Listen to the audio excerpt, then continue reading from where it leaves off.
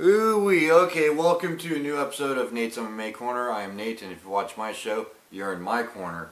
Okay, today's episode is a pre-fight show for UFC Ultimate Fighter 21 finale.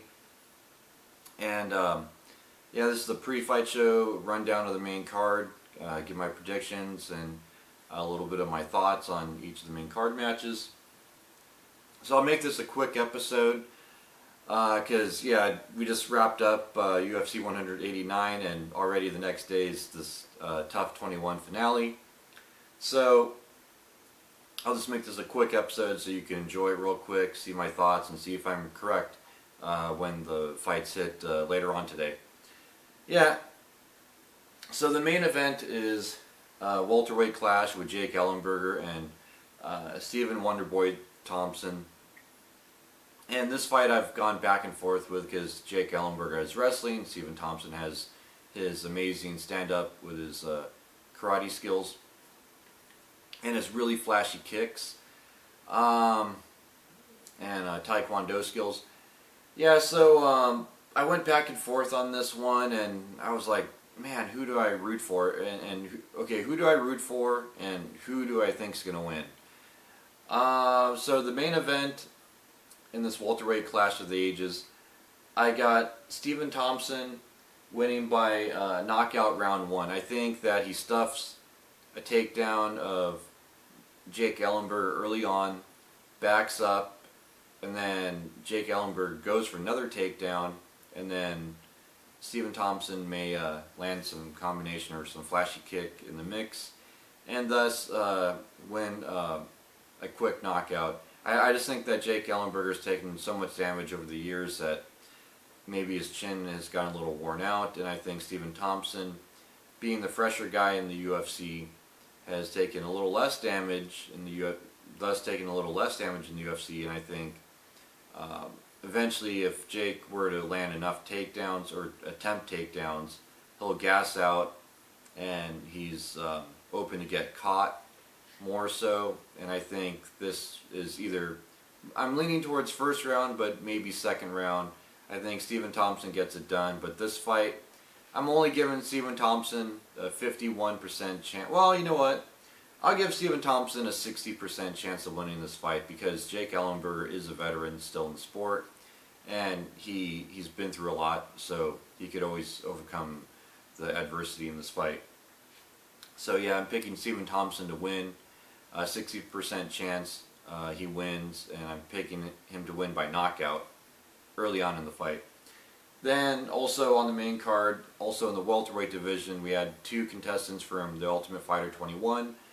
Kamaru Usman versus Haider Hassan. Now I know a lot of people are just in wow over Haider Hassan, and he is an impressive fighter. But I think his chin is in question. I think there were some parts in the season where he got rocked, and I think him fighting the right guy on the right day, he could get knocked out.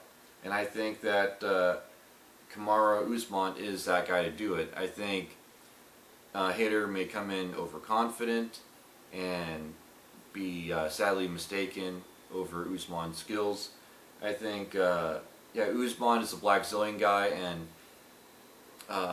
Hassan is the American Top Team guy, and yeah, I'm picking Usman to win this. And I'm picking Usman to win this by round 2 stoppage. I'm picking round 2 knockout victory for Usman on this one. So yeah, Usman gets it done fairly quick. And yeah, this one is also the match that decides who gets the big pile of money, which team will win the pile of money for their team. And yeah, I think Usman may get it done. Yeah, so there you have it. There's my thoughts on that one. Then also on the main card, also in the welterweight division, we have Michael Graves versus Vicente Luque. Yeah, and man, you know what? This one, yeah, I went with Graves by unanimous decision. I think he is a talented, well-versed MMA fighter. He's good on striking. He's good in the clinch. He's good for takedowns, takedown defense. Is he the greatest at all that stuff? I wouldn't go that far, but can he do each one of those competently? Yes. And I think that will get him to nudge out a unanimous decision victory over Vicente, who I think Vicente will gas out towards midway into the fight, and he'll be a little hesitant, afraid to get caught by heavy shots of Michael Graves. So there you have it, Michael Graves, unanimous decision win. Then also on the main card, and also in the welterweight division, we have Jorge Masvidal versus Cesar Ferreira. And yeah, this one, I think Masvidal being a grinder type of fighter, and I think he gets it done by unanimous decision. Yeah, Jorge Masvidal is a phenomenal lightweight, and he's had a lot of great fights, and he still doesn't have a lot of wear and tear on his body, and he's gone the distance with Gilbert Melendez in Strikeforce for the lightweight world title. And yeah, I think his experience gets him through this fight in one piece and really helps establish him at welterweight. But I think he could have stayed at lightweight. But yeah, I think this fight really establishes him as a top prospect at welterweight. Maybe not a top contender, but a prospect to go, okay, well, you know what? He has new life at welterweight. Yeah, but this fight is pretty close. I got it 51% Masvidal, 49% Cesar, because Cesar is tough. He's a tough guy. But I just think Masvidal, his experience and his fighting knowledge gets him that unanimous decision victory. Yeah, then also on the main card, finally a non-welterweight bout. We have women's strawweight bout with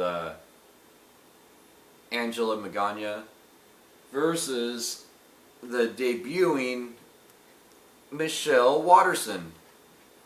Yeah, Michelle Waterson, former Invicta FC atomweight champion.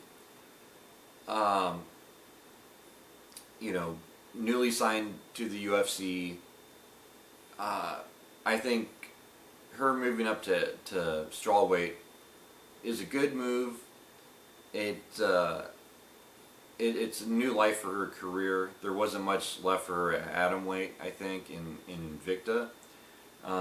She already won the belt there. She already looked great, and she, you know, when she lost the title in Invicta, it wasn't like, you know, she was clueless about fighting. I mean, she still had her knowledge, and she still has good training partners to help her get back on track. Over at Greg Jackson's, yeah, I think Greg Jackson will get her back in shape and ready for this strawweight bout. And yeah, I'm picking Michelle Waterson by unanimous decision here. I think that this is a good striking match. Striking is Michelle Waterson's passion, and I think she definitely works clinches in this. She's really good in the clinch, and I think she lands some good knees, and I think she's going to land some good uppercuts in the clinch. And will it knock out Angela? Angela, you know, she's a tough girl. I think she'll get rocked a few times by Michelle, and Michelle will basically win a clean unanimous decision, 30-27. So yeah, it'll be a good kickoff for Michelle Waterson's career in the UFC. But don't count out Angela yet in this fight. I would give her a 30% chance of winning this fight. So she has a chance, and it's not a 1 in a million chance either, because she's an experienced veteran too. Yeah, then to kick off the main card, we have a catchweight bout, which was originally a featherweight bout, because Maximo Blanco did not make weight. He was off by several pounds, but yeah, nonetheless, this is now a catchweight bout with Maximo Blanco and Mike De La Torre.